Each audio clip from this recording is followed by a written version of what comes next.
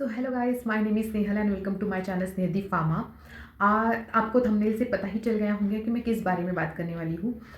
अभी बहुत सारे एग्ज़ाम्स आने वाले हैं, बहुत सारे स्टूडेंट हैं जो ऐसे हैं जो फ़िलहाल टेंशन में है कि हमारा पढ़ के नहीं हुआ है। ओके, बहुत सारे स्टूडेंट के लिए ये जो प्रॉब्लम है उसके लिए मैं कुछ ऐसी बातें बताने वाली हूँ, ऐसे टिप्स बताने वाली हूँ जिससे आपका सिलेबस तो कवर हो जाएगा, प्लस आपको टिप्स भी मिल जाएंगी कि आप जब 1 महीना बाकी है तो 1 महीने में आपको कैसे प्रिपरेशन करनी है ताकि आप पास हो जाए, आपको अच्छे मार्क मिले और आपका वो जो लेवल है वो पार हो जाए।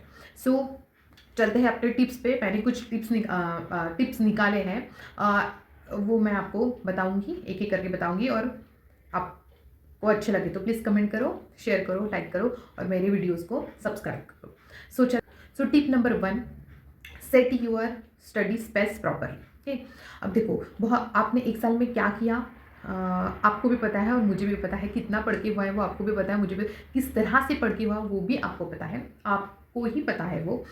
तो क्या हो रहा है, जब भी आप ऐसे स्पेस को सेट कर रहे हो जहाँ पे किसी का आना जाना हो रहा है, बार बार डिस्टर्बेंस हो रहा है, तो क्या होगा, आप डिस्टर्ब हो जाओगे और आपका मन नहीं लगेगा पढ़ाई पढ़ाई में। और अभी है ओनली 1 मंथ में, तो 1 मंथ में आपको जितना भी पढ़ना है तो उसके लिए आप एक प्रॉपर स्पेस सेट करो, है ना। स्पेस छोटी सी भी होंगी तो भी चलेगा। आप नीचे बैठ के पढ़ते हो तो नीचे बैठ के पढ़ो, बेड पे पढ़ते होंगे तो बेड पे पढ़ो, लेकिन वो स्पेस 1 महीने के लिए प्लीज़ आप जो ऐसा बोलते हैं ना, अंडरग्राउंड हो जाना, उस तरह से आप हो सकते हो।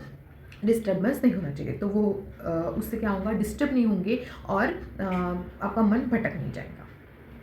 Tip number 2, try to complete your whole syllabus. Means 100% syllabus आपको कंप्लीट करना है। ओके, जैसे मे बी आपका, अब बहुत सारे स्टूडेंट्स होंगे जिनका 100% अभी तक कंप्लीट हो गया होगा, 1 महीने से पहले ही, 2-3 महीने के पहले ही उनके एग्ज़ाम की तैयारी हो गई होंगी, अब वो एक्स्ट्रा कुछ रह गया होगा उसको पढ़ रहे होंगे। लेकिन ऐसे बच्चे होंगे जिनका 50% भी अभी पढ़ के नहीं हुआ है, तो उन बच्चे को क्या करना है, आपको ट्राई करना है कि होल सिलेबस आपका पढ़ के हो जाना चाहिए इस 1 महीने में। उसके लिए आपको क्या करना पड़ेगा, होल सिलेबस। फॉर एग्जांपल, मैं इसलिए बता रही हूँ ये बात क्योंकि अगर आपने सपोज़ आपको 8 चैप्टर्स है, 8 चैप्टर, 8 में से आपने पढ़े हैं 4 चैप्टर। अगर सपोज़ यही आपके क्वेश्चन में आ गए 4 क्वेश्चन, सपोज़ ये 4 क्वेश्चन आते हैं, 4 में से आपको 2 सॉल्व करने हैं, उसमें से जो आपने नहीं पढ़ा टॉपिक, उसमें से अगर टॉपिक आ गया तो आप वो लिख नहीं पाओगे और वहीं पे आपका मार्क्स कम हो जाएंगे। तो आपको ट्राई करना है कि जितने भी 50% हो गया तो जो 50% बचा है एटलीस्ट वो गो थ्रू हो जाओ। उस पर गो थ्रू मतलब आप उसको एक बार पढ़ लो। आपको ध्यान में नहीं रहेगा तो भी चलेगा, लेकिन आप एक बार उसको आपके सामने से, नज़र में से जाने दो, ताकि जब भी अगर क्वेश्चन आता है तो आप कुछ तो भी लिख पाओ। तो try the complete whole syllabus of your subject. Okay, now third tip is communicate with your teacher, okay, subject teacher. इससे क्या फ़ायदा होगा, देखो, लास्ट में क्या होता है, जब 1 महीना वगैरह कुछ बचा रहता है, 15 दिन, 1 महीना रह जाए, और अगर आपके क्लासेस हो या फिर ट्यूशन क्लासेस हो, तो क्या होता है, जो टीचर्स हैं ना वो आपको बताते हैं, लास्ट में वो इंपॉर्टेंट क्वेश्चंस बताएंगे, या फिर कौन सा पार्ट में से कौन से क्वेश्चंस आ सकते हैं, कौन से सब्जेक्ट में कौन से क्वेश्चन को ज़्यादा मार्क है, वो सब बता दें। अब एक मैं सच्ची बात बताती हूँ, आप क्या हो ये आपके पेरेंट्स से ज़्यादा आपके टीचर्स जानते हैं। आप कितने सामने जा सकते हो या फिर आप क्या कर रहे हो, एक्चुअल में आप पढ़ाई में क्या कर रहे हो, आपके टीचर्स जानते हैं। जब आप लास्ट में टीचर के पास जाओगे तो वो सबको अलग सजेशन दे। अगर एक कोई इंटेलिजेंट, बहुत ज़्यादा होशियार लड़का, अगर स्टूडेंट अगर टीचर के पास जाता है तो टीचर उनको बताएंगे कि बेटा आपका इतना इतना सिलेबस हो गया है, आपको अभी क्वेश्चंस सेट करना है, या फिर सॉल्व करके देखो, टाइम लगा के देखो, टाइम लगा के इतने देर में होते का वो। अगर वही थोड़ा सा एवरेज स्टूडेंट जाता है टीचर के पास, तो टीचर को पता रहता है कि ये किस में पास हो सकता है और किस में फेल हो सकता है, तो वो उसमें सजेस्ट करते हैं कि बेटा आपको ये टॉपिक है, ये से पढ़ो, इतना पढ़ो, इसमें से आता है, ये सब बता दें। और अगर आप अच्छे टीचर होंगे तो वो जेन्युइनली आपको बताते हैं कि आपको पढ़ना है और पास होना है, बेटा आपको पास होना है। प्लीज़ लास्ट टाइम में, अगर साल भर में आपने उनसे बात नहीं की होंगी या फिर डर रहे होंगे बात करने के लिए, तो प्लीज़ हिम्मत करके जाओ, उनको पूछो कि सर मुझे ये नहीं आ रहा है, तो मुझे ये बताओ और कौन से टॉपिक आ सकते हैं। ये communicate with your teacher. Now the tip number 4, solve at least last year paper, या फिर 4 से 5 साल के पहले के पेपर आपको सॉल्व करने हैं, ताकि आपको पता चले कि सपोज़ 80% भी आपका सिलेबस कंप्लीट हुआ है, तो आप अगर जब पेपर सॉल्व करके देखते हो सेट पेपर, आपके सीनियर्स से लो पेपर या फिर आपके जो टीचर्स होंगे उनको भी पता होते हैं पेपर सेट, तो वो जो पेपर सेट उसको सॉल्व करके देखोगे तो आपको पता चलेगा कि कौन से टॉपिक पे ज़्यादा क्वेश्चन पूछे जाते हैं, कौन से टॉपिक पे ज़्यादा मार्क के लिए क्वेश्चन पूछे जाते हैं, या फिर फिल इन द ब्लैंक्स वगैरह कुछ होंगे तो उसके लिए मल्टीपल ऑप्शन क्वेश्चन होंगे, उसके लिए कौन से ज़्यादा क्वेश्चन पूछे जाते हैं ये आपको पता चल जाएगा आप अगर last 4 to 5 year papers solve करके देखोगे तो आपको प्लीज़ ये कितना भी सिलेबस हुआ तो भी आपको ये करके देखना है। The fifth tip is remove distraction for that 1 month. अब आप बोलोगे डिस्ट्रैक्शन मतलब क्या? डिस्ट्रैक्शन मतलब आप पढ़ रहे हो तो आपको पढ़ाई पे ही ध्यान देना है, आपको बाकी चीज़ों पे ध्यान नहीं देना है। उसमें सबसे पहले नंबर 1 पे आता है आपका मोबाइल। आपको क्या करना है, वो जो 1 मंथ है ना, वो 1 मंथ के लिए आपको मोबाइल से दूर रहना है। आप अगर सपोज अब आप बोलोगे कि आपका जो भी नोट्स है या फिर आप बोलोगे तो ये सब नोटिफिकेशन वगैरह तो आपके मोबाइल पे आता है, तो आप एक स्पेसिफिक टाइम देख लो जिस पे आपको उस टाइम पे मोबाइल देखना है, कुछ नोटिफिकेशन आए हैं नहीं है या फिर सिलेबस देखना है तो देख लो, और फिर आप अपने मेन फोकस पे रह जाओ। और दूसरा डिस्ट्रैक्शन है, मेरे मामा की शादी है, मेरे पापा के घर के मेहमान का कुछ प्रोग्राम है, मेरे मम्मी के किसी का प्रोग्राम है, किसी का बर्थडे है, किसी का शादी है, ये सब चीज़ें आपको उसमें नहीं जाना है। ये डिस्ट्रैक्शन का मेन पार्ट है। अगर आप ये 1 मंथ में अगर आपने किसी शादी में इम्पोर्टेंट, उनकी शादी नहीं रुक रही, उनका बर्थडे आपके जाने से नहीं रुक रहा है, आपके ना जाने से नहीं रुक रहा है, तो आपको क्या करना है, ये जो डिस्ट्रैक्शन है वो 1 मंथ के लिए मत जाओ। आप अपने पेरेंट्स को भेज दो, बहुत ही इंपॉर्टेंट होगा तो आप आपके पेरेंट्स को भेज दो, पेरेंट अटेंड कर लेंगे, लेकिन आप उस वक्त प्लीज़ आपका सिलेबस कंप्लीट करने पे या फिर आपकी पढ़ाई करने पे ध्यान दो। Now the tip number 6, okay, उसमें आपको क्या करना है, set A time table for 1 month. Okay, जो एग्जाम से पहले जो भी 1 मंथ रह गया उसका टाइम टेबल सेट करना है। टाइम टेबल आप अब सब लोग बताते टाइम टेबल सेट करो, पढ़ो वगैरह वगैरह, लेकिन मैं बताती हूँ कि किस तरह से सेट करना है। जैसे मेरा 80% हो गया है, तो किसी बच्चे का होगा जो 50% हुआ है। मैं एग्जांपल ले रही हूँ कि किसी बच्चे का मेरा स्टूडेंट का 50% सिलेबस हो गया, 1 महीना ही बाकी है जिसमें 50% मुझे कवर करना है। ओके, तो मैं क्या करूँगी, जितनी भी मेरी सब्जेक्ट है, सपोज मुझे है 10 सब्जेक्ट सारे मिला के, एक्स्ट्रा वगैरह सब मिला के 10 सब्जेक्ट है, उस 10 सब्जेक्ट को मैं 2-2 दिन दूंगी, तो मेरे 20 दिन ऐसे चल जाएंगे। तो मैं जो 10 मतलब एक सब्जेक्ट मेरा जो रहेगा वो 2 दिन में पूरा कवर कर लूँगी, मतलब उसमें जो 50% मेरा रह गया है तो उसको मुझे पढ़ना है। अगर आप बहुत ज़्यादा पढ़ भी नहीं पा रहे हो तो गो थ्रू करो, मतलब जानो कि कंसेप्ट देखो उसमें क्या है, क्या क्या कंसेप्ट, मतलब अगर इसमें से क्वेश्चन आ गया तो आप उसको सॉल्व कर पाओगे, इतना तो भी आपको उसको वो आपको आना चाहिए। फिर वो 2-2 दिन में 20 दिन में आपका वो कंप्लीट हो जाएगा, और फिर 10 दिन या फिर 12 दिन जो भी रहते हैं आपके एग्ज़ाम के पहले, उसमें आपको पेपर सेट, मतलब आपका जो सब्जेक्ट है उसका पेपर सेट जो रहेगा उसको सॉल्व करके देखना है। अब पेपर सेट कैसे सॉल्व करोगे, तो आपकी जो भी स्पेस रहेंगी पढ़ाई की, उसमें आप टाइमर लगा दो, उतने टाइमर में ये होना चाहिए। देखो, अब देखो मेन इंपॉर्टेंट है कि आप पढ़ बहुत लेते हो, आप पढ़ बहुत लेते हो, लेकिन जब आप लिखने जाते हो तो आपको याद नहीं आता है और कुछ भी लिख के आते हो। लेकिन सामने वाला जो पेपर चेक कर रहा है वो एक्सपर्ट है, वो कुछ भी को मार्क नहीं देगा, वो प्रॉपर अगर लिखा है तो ही मार्क देगा। इसलिए आपको क्या करना है कि रिवीजन बहुत इंपॉर्टेंट है, तो आपको रिवीजन करना है। अब रिवीजन के लिए भी कुछ टाइम आपको आपके टाइम टेबल में देना है। मतलब अगर मैंने 2 दिन पढ़ा एक सब्जेक्ट, तो 2 दिन के आधा दिन जो रहेगा, सब पढ़ने के बाद आधा दिन उसको रिवाइज़ करो। और रिवीजन के लिए आपको एक रफ कॉपी लेके उसमें आपने जो भी पढ़ा होगा ना वो अपने मन से लिखो, कुछ भी करते वक्त आप उसको लिखो। जितना आप लिखोगे, आप जितना माइंड को स्ट्रेस दोगे ना कि याद करने के लिए, तो आपको और नहीं समझ में आ रहा तो आप जाके उसको पढ़ सकते हो। ये इसका वीडियो मैंने रिवीजन पे एक वीडियो बनाया है जो शॉर्ट्स में आपको दिखेगा, मैं डिस्क्रिप्शन बॉक्स में डाल दूँगी, आप वो देख लेना। सो इस तरह से आप उसको टाइम टेबल सेट कर सकते हो। और इसमें और एक चीज़ मैं आपको बताना चाहती हूँ कि कोई बच्चे ऐसे होंगे जो रात में अच्छे से एक्टिव होंगे, रात में पढ़ते होंगे, उनको ज़्यादा समझता होगा, और कोई बच्चे ऐसे होंगे जो मॉर्निंग में पढ़ते हैं। तो प्लीज़ पेरेंट्स, आप प्लीज़ उनको ये मत बोलो कि सुबह उठो और पढ़ो।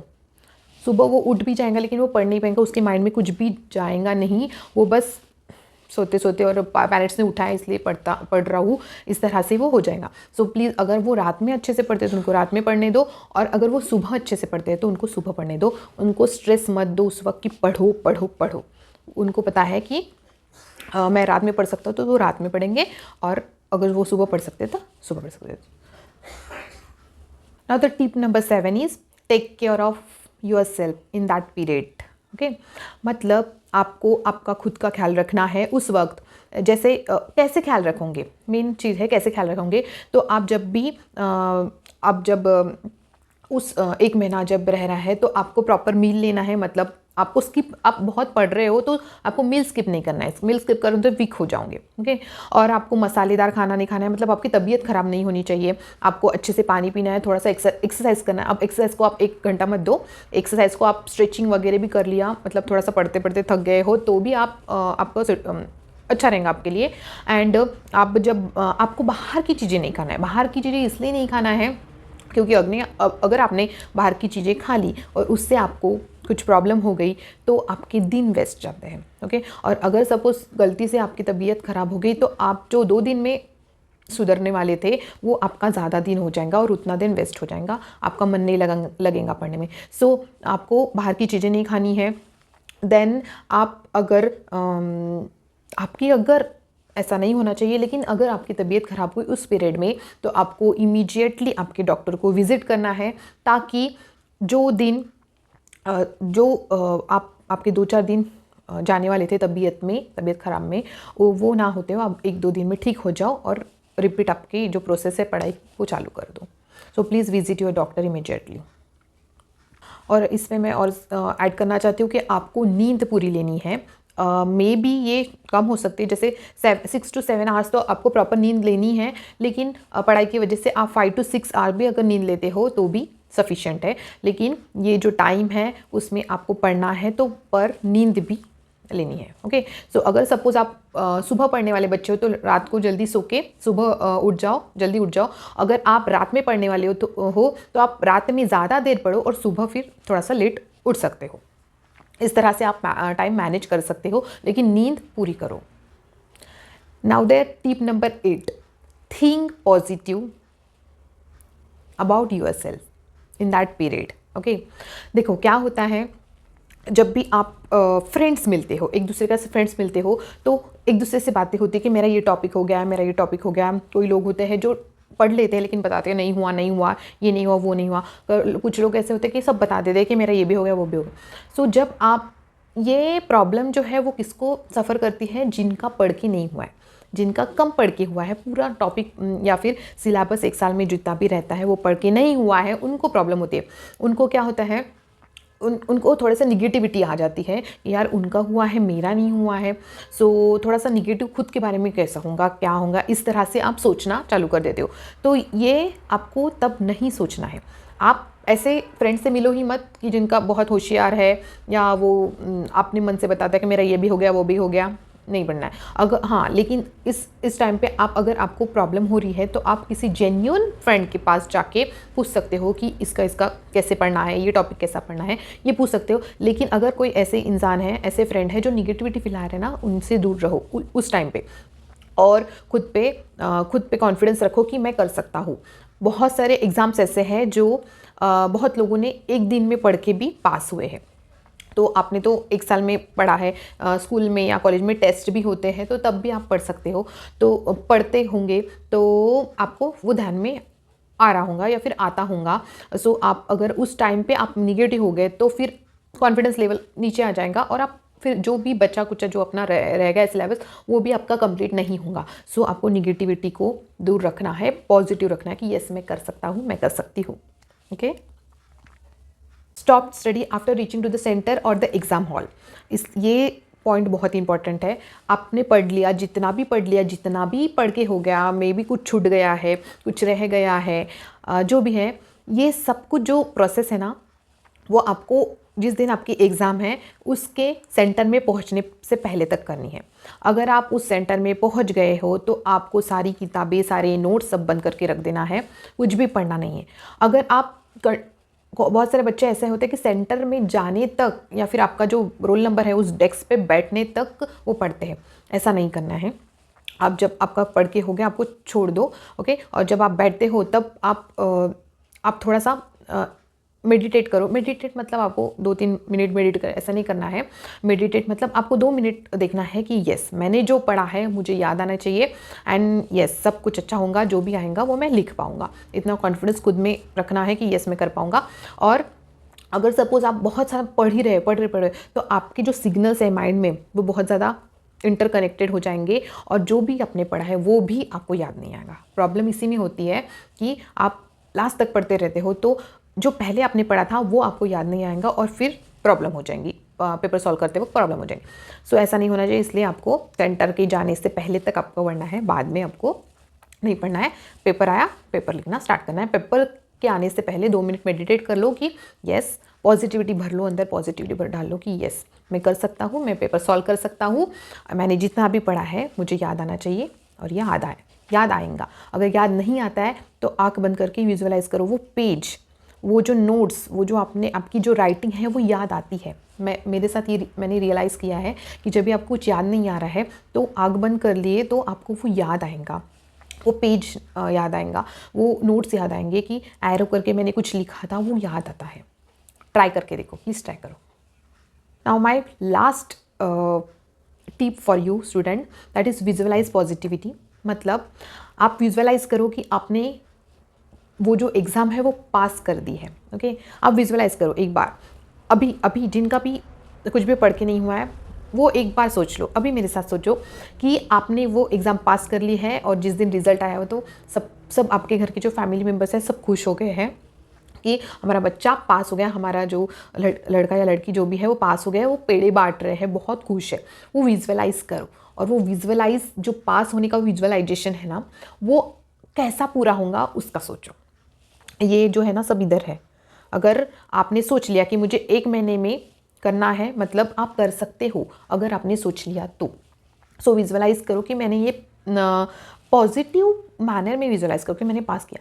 निगेटिविटी में मत जाओ। निगेटिविटी में जाओगे कि मैं कैसे करूँगा, मुझसे नहीं होगा, मैं पढ़ पाऊँगी या नहीं, मुझसे हो ही नहीं रहा, तो ऐसा नहीं करना है। पॉजिटिव, आप जितना पॉजिटिव रहोगे उतना ही आप पढ़ पाओगे, और अच्छे रिजल्ट आपके आएंगे। और अब जब भी पढ़ते हो तो आपको, मैंने रिवीजन आपको बताया है, रिवीजन पे ध्यान दो एंड पॉजिटिविटी पे ध्यान दो। सो ये सारे टिप्स है कि आपको इस तरह से आपके एग्ज़ाम के 1 महीने पहले आपको ये सब कुछ करना है। एंड मुझे कमेंट करो कि आपके ये मैंने जो बताया वो आपको काम में आया या नहीं। एग्ज़ाम के बाद जब रिज़ल्ट आता है तब बताओ, ओके।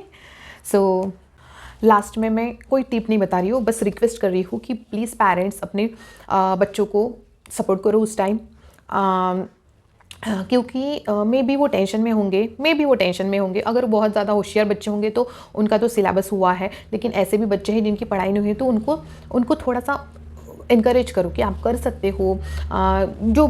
जो भी आप इनकरेज अपने हिसाब से इनकरेज कर सकते हो, इनकरेज करो। उनको टाइम दो कि यस आपको पढ़ना है, या फिर आपको पढ़ने के बाद आप क्या क्या कर सकते हो वो उनको विजुअलाइज आप भी करके दे सकते हो।